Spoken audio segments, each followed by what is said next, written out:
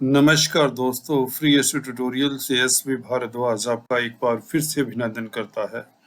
शनि, गुरु, राहु, केतु का 2023 में कन्या राशि तथा लग्न के ऊपर क्या प्रभाव पड़ता है जानेंगे आप इस वीडियो से। जैसा कि आप थंबनेल देख रहे हैं, शनि 2023 जनवरी 17 को कुंभ राशि में प्रवेश कर जाएंगे और यह राजयोग कारक रहेंगे। जैसे कि जिंदगी ही बदल जाएगी कुछ लोगों के लिए इस अवसर देने वाले हैं शनि। तो शनि के अलावा गुरु, राहु, केतु इनके गोचर का क्या प्रभाव पड़ेगा। ये मुख्य प्लैनेट हैं, बड़े प्लैनेट हैं और एक राशि में लंबे समय तक रहते हैं। इसलिए गुरु, शनि, राहु, केतु के गोचर फल को हम जानेंगे 2023 में किस तरह का प्रभाव देते हैं आप लोगों के लिए। शनि 6th हाउस में कुंभ राशि में 17 जनवरी से गोचर करेंगे। गुरु गोचर कर रहे हैं आपके सप्तम स्थान में मीन राशि में, हंस नामक राजयोग भी बना रहे हैं, परंतु 22 अप्रैल तक यह राजयोग उपलब्ध रहेगा 2023 में। उसके पश्चात मेष राशि में अष्टम स्थान में गुरु आ जाएंगे। तो गुरु का प्रभाव किस तरह से आपको प्रभावित करता है, गुरु का ये गोचर मेष राशि में, यह जानेंगे। राहु, केतु क्रमशः ये भी स्थान परिवर्तन करेंगे, परंतु साल के अंत में करीबन अक्टूबर 23 को राहु शिफ्ट हो जाएंगे मीन राशि में और केतु शिफ्ट होंगे आपके लगन में, पहले भाव में। तो चारों ग्रहों का शिफ्टिंग होगा 2023 में। शनि 17 जनवरी से, गुरु 22 अप्रैल से, राहु केतु 23 अक्टूबर से। तो जानते हैं शनि के अलावा गुरु और राहु केतु का खास क्या प्रभाव रहता है।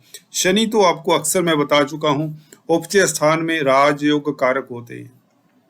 तो चलिए शनि से ही शुरुआत करते हैं, किस तरह का फल देते हैं शनि आप लोगों को 2023 में। दोस्तों, यह एक अकेला ग्रह ऐसा है जो आप लोगों को काफी सारी उपलब्धियां देने जा रहा है।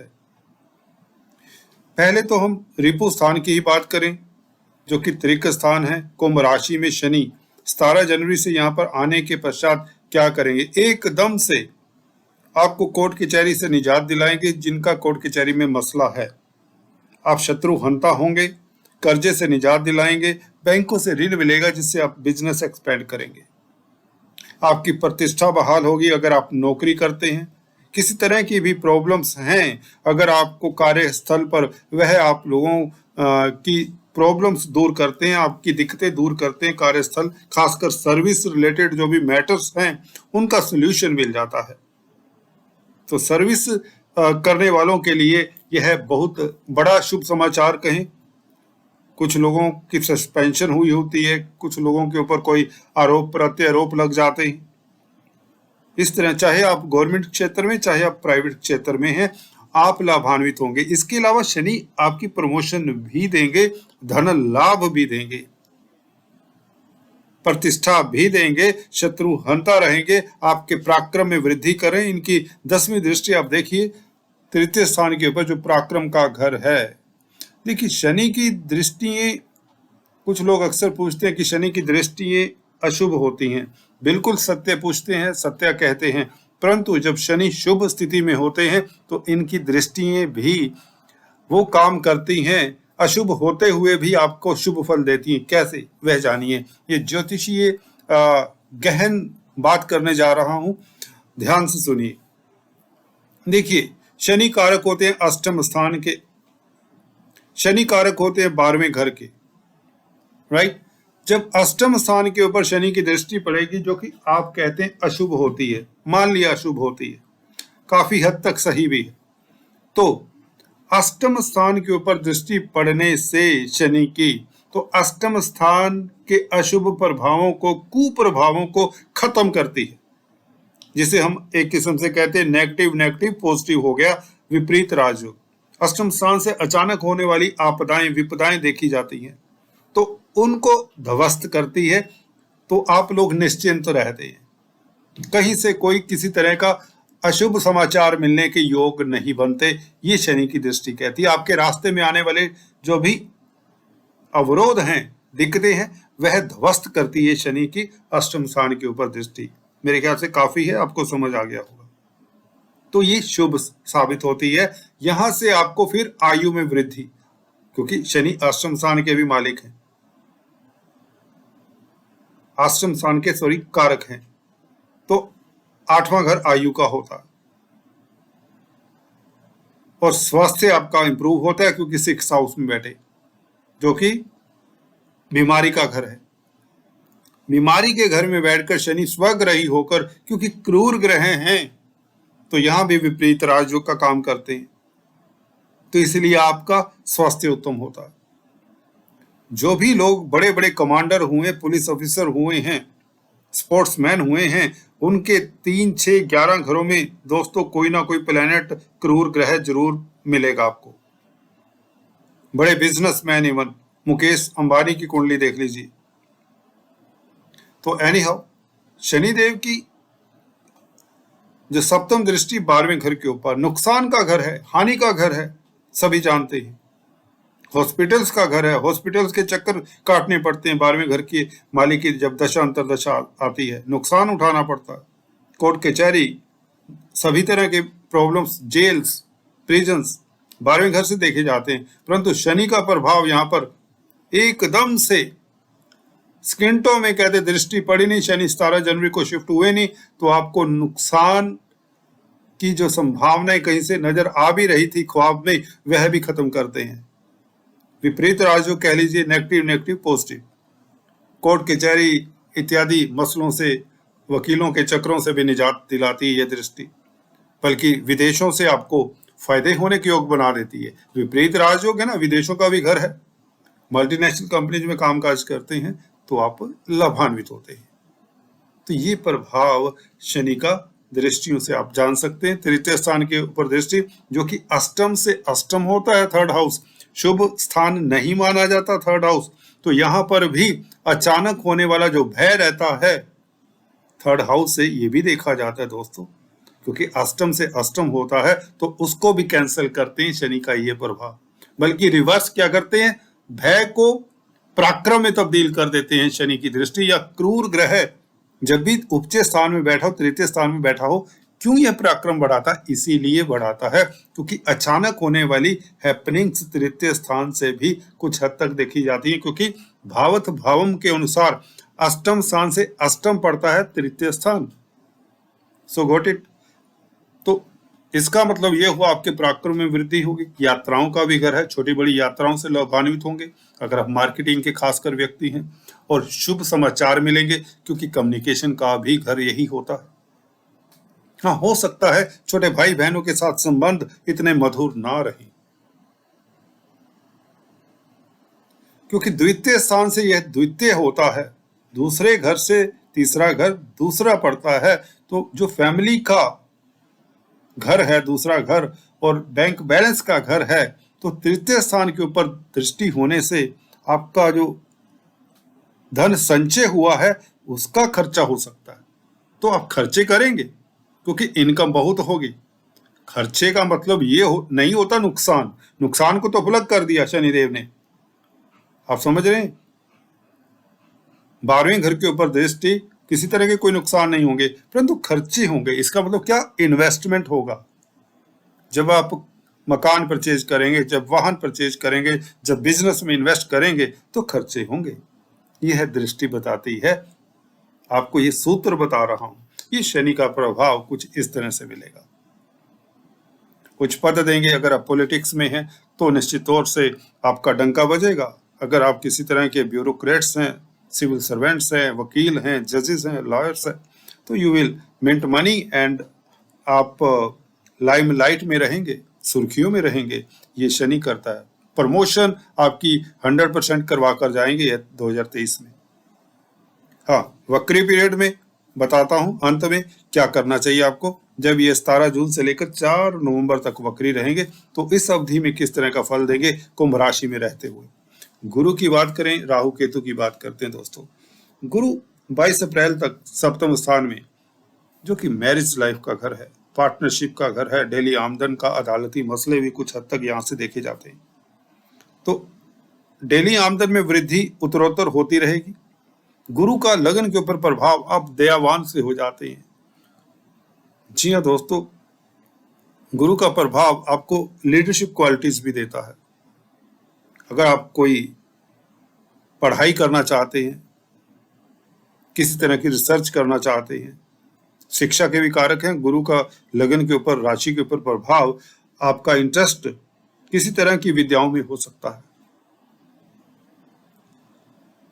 और गुरु सप्तम स्थान में बैठकर आपके प्रणय संबंधों को, मैरिज लाइफ को अति श्रेष्ठ बना रहे हैं। 22 अप्रैल तक जो सिंगल्स हैं उनकी मैरिज के प्रबल योग है, और आपको जो लोग मैरिज करवाने के इच्छुक हैं उनकी शादी हो सकती है। काफी प्रबल संभावनाएं। सप्तम स्थान में रोमांस के लिए समय उत्तम है। और लेडीज की कुंडलीज में